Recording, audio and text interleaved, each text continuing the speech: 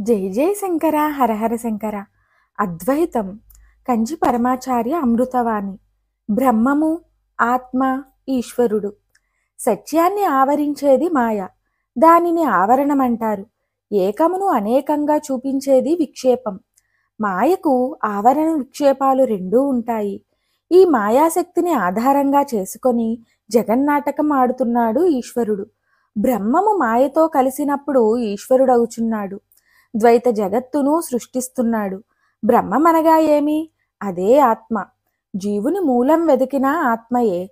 జీవునికి ఆత్మ ఎట్లాగో జగత్తునకు బ్రహ్మమట్లా. జీవ జగత్తల మూలాలు ఒక్కటే.